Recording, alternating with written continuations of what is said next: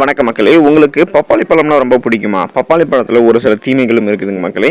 பப்பாளி தற்போது எல்லா காலங்களிலுமே கிடைக்கக்கூடிய பழம். மலிவானது அப்படின்றத விட இனிப்பானது, அதில் இருக்கக்கூடிய சத்துக்களுக்கு பஞ்சமே கிடையாது. பப்பாளி சாப்பிட்றது ஆரோக்கியத்திற்கு மிகவும் நல்லது. இந்த பழம் வயிற்றுக்கு பார்த்தீங்கன்னா மிகவும் நம்மளுக்கு நன்மை தரும். இதை நம்ம அந்த பப்பாளி பழத்தை சாப்பிட்டோம் அப்படின்னா செரிமானம் நமக்கு மேம்படும். சர்க்கரை நோயை முழுவதுமாக கட்டுப்படுத்தும். அதே போல் முதுமையை தடுக்கிறது உள்ளிட்ட பல நன்மைகள் இருக்குது.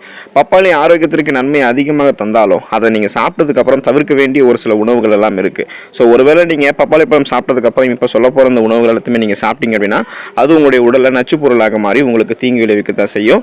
ஸோ அப்படி பப்பாளி பழத்தை சாப்பிட்டதுக்கப்புறம் என்னென்ன உணவுப் பொருட்கள்லாம் சாப்பிடக்கூடாது, அப்படி சாப்பிட்டா அது என்னென்ன விதமான பாதிப்புகளை ஏற்படுத்தும், அதுலேருந்து நம்ம எப்படியெல்லாம் தப்பிக்கலாம் அப்படின்றத பற்றி தான் இன்றைய பதிவில் நம்ம பார்க்க போகிறோம். அதை பார்க்குறதுக்கு முன்னாடி இந்த வீடியோக்கு ஒரு லைக் கொடுத்துட்டு இந்த தகவலை உங்களுக்கு தெரிஞ்சவங்களுக்கும் ஷேர் பண்ணிவிடுங்க.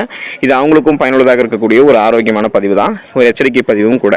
இது போன்ற அப்டேட்ஸ்களை தொடர்ந்து பார்க்குறதுக்கு நீங்கள் நம்மளுடைய ஹெல்த் நியூஸ் சேனல் சப்ஸ்கிரைப் பண்ணாமல் வச்சிருக்கீங்க, சப்ஸ்கிரைப் பண்ணிக்கோங்க. பக்கத்தில் இருக்கக்கூடிய பெல் பட்டனை கிளிக் பண்ணி ஆல் அப்படின்ற ஆப்ஷனையும் மறக்காம செட் பண்ணி வச்சுக்கோங்க. சரி வாங்க மக்களே, இப்போ வீடியோக்குள்ள போயிடலாம். ஸோ முதல்ல நீங்கள் பப்பாளியும் பால் பொருட்களும் சேர்த்து சாப்பிடக்கூடாது. சில பேர் இந்த பப்பாளி ஜூஸ் குடிக்கும் போது பார்த்தீங்கன்னா பால் சேர்த்து தராங்க, அதில் நன்மை தான் இருக்குது அப்படின்ற மாதிரி நினச்சிக்கோங்க. ஆனால் அது அப்படி கிடையாது. பால், தயிர், பாலாடை கட்டி, வெண்ணெய் போன்ற எந்த பால் பொருட்களையுமே நீங்கள் பப்பாளி சாப்பிடும்போது உட்கொள்ளக்கூடாது.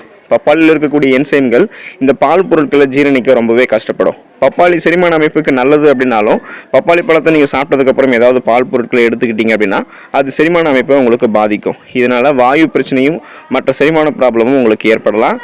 அதனால் நீங்கள் பப்பாளியும் பால் பொருட்களையும் பார்த்தீங்கன்னா சேர்த்து சாப்பிடாதீங்க. அடுத்ததான் நீங்கள் பப்பாளியும் வெள்ளரிக்காயும் சேர்த்து சாப்பிடக்கூடாது. பப்பாளி சாப்பிட்டதுக்கப்புறம் வெள்ளரி சாப்பிட்றத நீங்கள் ஒரு பழக்கமாக வச்சுருக்கீங்க அப்படின்னா அதை நீங்கள் தவிர்க்கணும்.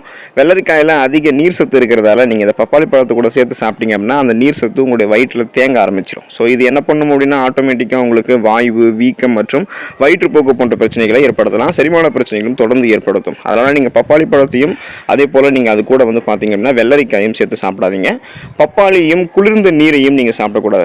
என்னங்க பப்பாளி ஜூஸ் குடிக்கும் போதெல்லாம் சில் வாட்டரில் தான் கொடுக்குறாங்க, அதில் என்ன ப்ராப்ளம் இருக்குது அப்படின்னு கேட்கலாம். அது உங்களுக்கு பிறகு ப்ராப்ளத்தை ஏற்படுத்தும். ஸோ நீங்கள் பப்பாளி பழத்தை சாப்பிட்ட உடனே நீங்கள் சில்லான வாட்டர், குளிர்ந்த நீரை நீங்கள் குடிக்கிறதால பல செரிமான பிரச்சனைகளை அது உங்களுக்கு உண்டாக்கும். அதோடு வளர்ச்சிதை மாற்றத்தையும் பாதிக்கும். டைரெக்டாக உங்களுடைய மெட்டபாலிசத்தை அஃபெக்ட் பண்ணும். பப்பாளி சாப்பிட்டதுக்கப்புறம் நீங்கள் ஒருவேளை தண்ணீர் குடிக்கணும் அப்படின்னா நீங்கள் வெதுவெதுப்பான தண்ணீரை குடிக்கலாம். அதில் உங்களுக்கு எந்த விதமான ஒரு பிரச்சனையும் இருக்காது. ஆனால் நீங்கள் கோல்டு வாட்டர் குடிச்சிங்க அப்படின்னா உங்களுக்கு அது பிரச்சனைகளை தான் ஏற்படுத்தும். அதே போல் பப்பாளியும் முட்டையும் நீங்கள் சேர்த்து சாப்பிடக்கூடாது.